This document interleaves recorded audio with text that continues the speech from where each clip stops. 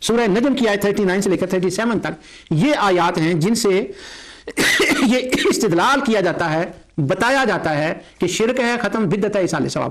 اور ایک ابراہیم الذی وفا، اور ابراہیم علیہ السلام کے صحیفوں میں بھی یہ بات لکھی ہوئی تھی، جنہوں نے اللہ کے ہر امر کو با تمام و کمال پورا کیا. واہ، یہ ترجمہ جو ہے وہ ابراہیم الذی وفا، ابراہیم علیہ السلام کے صحیفے میں لکھا تھا. اور وفا کا مطلب میں عاجزانہ ترجمہ کرتا ہوں کہ ابراہیم با وفا جو تھے نا، ان پر جو صحیفہ نازل ہوا تھا اس میں بھی یہ بات لکھی تھی جو آگے آنے والی ہے. وہ خلیل تھے، یعنی قلب جو تھا اس کے اندر اپنے رب کے سوا کوئی داخل ہی نہیں ہوا، بس وہی تھا. حافظ ابن عسقلانی لکھتے ہیں کہ یہ جو مقام ملا تھا، جو ہارٹ ہوتا ہے، دل، اس کے ارد گرد پردہ ہے، تو وہ پردے کے اندر بس وہی تھا، وہی بستا تھا. بستا میں مجازن کہہ رہا ہوں، وہی تھا، اسی کی محبت تھی. اور جو اللہ تعالیٰ نے کہا وہ پورا کر دیا. تو اللہ نے کہا ابراہیم الذی وفا، وہ تو میرا وفادار تھا ابراہیم. ان کے صحیفے میں یہ بات لکھی تھی. یہ وجدانی بات درمیان میں آ گئی. کیا لکھا تھا؟ اللہ تازر واجرۃ وزر اخری، کوئی کسی کا بوجھ اٹھانے والا کسی دوسرے کا بوجھ نہیں اٹھائے گا. وَأَن لَيْسَ لِلْإِنسَانِ إِلَّا مَا سَعَىٰ، اور انسان کو وہی ملے گا جو اس نے خود کیا ہوگا. اب دونوں آیتوں کا پھر ترجمہ سن لیں. کوئی کسی کا بوجھ نہیں اٹھائے گا اور اس کے وہی کام آئے گا جو اس نے خود کیا ہے. یہ دونوں آیتیں پڑھ کے بتایا یہ جاتا ہے کہ دیکھو اللہ تو کہہ رہا ہے کہ کوئی کسی کا بوجھ نہیں اٹھائے گا، تو تم یہ جو ختم دے رہے ہو، ایصال ثواب کی محفل کسی کے لیے کر رہے ہو، تم تو اس کا بوجھ اٹھا رہے ہو. تو اللہ تو کہتا ہے کوئی کسی کا اٹھا ہی نہیں سکتا. اور تم تو اس کے لیے دعا کر رہے ہو، اللہ تو کہتا ہے صرف وہ کام آئے گا جو اس نے کیا ہے، اور تو کچھ ہوا ہے ہی نہیں. سبحان اللہ. بس یہ آیت پڑھ کے عدم جوازنی شرک بدعت ختم کے لیے ثابت کر دیا. اب میں اس آیت کا دو حصوں میں اس کو 3 حصوں میں کوشش کرتا ہوں، 3 طرح سے میں اس آیت کو سمجھا سکوں کہ اس کا مطلب کیا ہے. 4 سے بلکہ. سبحان اللہ. وہ میں نے کہا تھا میں نے پورا پروگرام کرنا ہے.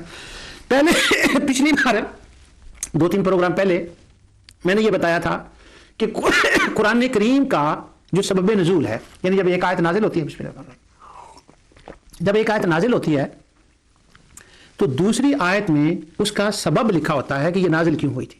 اب میں بات یہاں سے شروع کر رہا ہوں. کوئی کسی کا بوجھ نہیں اٹھائے گا، یہ آیت کیوں نازل ہوئی تھی، اس کا سبب نزول کیا ہے. میں نے تبری کا پڑھا ہے، بغوی کا پڑھا ہے. یہ بھی میں یہاں بھی بتا سکتا ہوں کہ انہوں نے لکھا ہے کہ یہ کفار و مشرکین کے بارے میں ہے، ان کے اقوال میں بتا سکتا ہوں. لیکن کیوں نہ پہلے قرآن سے ہی پوچھ لیں. سورہ عنکبوت آیت نمبر 13 اور 14، اس آیت میں اس آیت کی وضاحت کی گئی ہے. اللہ تعالیٰ فرماتا ہے وَقَالَ الَّذِينَ كَفَرُوا لِلَّذِينَ آمَنُوا اتَّبِعُوا سَبِيلَنَا وَلْنَحْمِلْ خَطَايَاكُمْ وَمَا هُمْ بِحَامِلِينَ مِنْ خَطَايَاهُمْ مِنْ شَيْءٍ إِنَّهُمْ لَكَاذِبُونَ. جب لوگ آقا دو جہاں صلی اللہ علیہ وسلم کی بارگاہ میں حاضر ہو کر اسلام قبول کر رہے ہیں، تو جو مشرک تھے، جو اللہ تعالیٰ کی صفات کے منکر تھے، یعنی کافر جب مشرکوں کے لیے آتا ہے تو اس کا مطلب ہوتا ہے وہ اللہ تعالیٰ کو کی قدرت کے منکر ہیں، صفات کے منکر ہیں.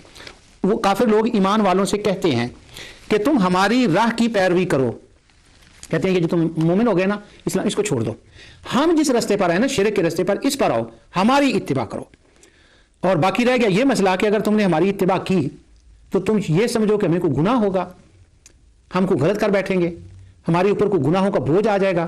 تو اس کی تو بالکل تم فکر ہی نہ کرو. کیوں؟ وہ کہنے لگے وَلْنَحْمِلْ خَطَايَاكُمْ، تمہارے جتنے گناہ ہوں گے، جتنی خطائیں ہوں گی نا، ان کا بوجھ ہم اٹھا لیں گے. وہ تو فکر ہی نہ کریں، وہ ہم اٹھا لیں گے. اللہ تعالیٰ فرماتا ہے وَمَا هُمْ بِحَامِلِينَ مِنْ خَطَايَاهُمْ مِنْ شَيْءٍ، حالانکہ وہ ان کے گناہوں کا کچھ بھی اٹھانے والے نہیں ہیں. یعنی انہوں نے یہ کہا ہم ان کا بوجھ اٹھائیں گے. اللہ تعالیٰ نے فرمایا اللہ تزر واجرۃ وزر اخری، کوئی کسی کا بوجھ نہیں اٹھا سکتا. وَلَا يَحْمِلُنَّ أَثْقَالَهُمْ وَأَثْقَالًا مَّا أَثْقَالِهِمْ وَلَا يُسْأَلُنَّ يَوْمَ الْقِيَامَةِ عَمَّا كَانُوا يَفْتَرُونَ، اور وہ یقیناً اپنے گناہوں کا بوجھ اٹھائیں گے اور اپنے بوجھوں کے ساتھ کئی دوسرے بوجھ بھی اپنے اوپر لادے ہوں گے، اور ان سے روز قیامت ان کی بابت ان سے سوال کیا جائے گا. یعنی ایک تو وہ اپنے پہلا تو یہ کلیئر ہو گیا کہ انہوں نے کہا تھا ہم تمہارے بوجھ اٹھائیں گے، تو آیت اس لیے نازل ہوئی. اللہ تعالیٰ فرماتا ہے یہ جو کفر و شرک کر رہے ہیں ان کا اپنا بوجھ، اور ان کے کہنے کی وجہ سے جو کر رہا ہے ان کے بھی بوجھ اس معنی میں اٹھائیں گے. تو اللہ تعالیٰ واجرۃ وزر اخری اصل میں اس سچویشن کا جواب ہے وہ جو کہتے تھے کہ ہم بوجھ اٹھائیں گے. ہم جب کسی کے لیے دعا کرتے ہیں ہم تو کہتے ہی نہیں کہ ہم کسی کا بوجھ اٹھا رہے ہیں، ہم تو کہتے ہیں ہم اس کے حضور دعا کر رہے ہیں یا اللہ ہمیں بھی معاف کر دے، اسے بھی معاف کر دے، اگر صالح ہے تو اس کے درجات کو بلند فرما دے.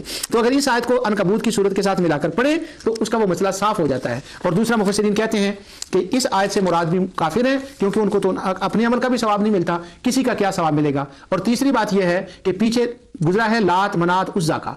مشرکین یہ کہتے تھے کہ نعوذ باللہ قیامت قائم نہیں ہوگی، اور اگر قائم ہوئی تو لات منات عزا ہمارے لیے کافی ہیں، یہ ہمارا بوجھ اٹھا لیں گے. تو اس سچویشن کو ایڈریس کیا گیا ہے. یہاں اصالِ ثواب کی محفل کا سرے سے کوئی تعلق ہی نہیں ہے. جو کچھ میں نے کہا اللہ تعالیٰ اسے قبول فرمائے. وما علیہ الا البلاغ.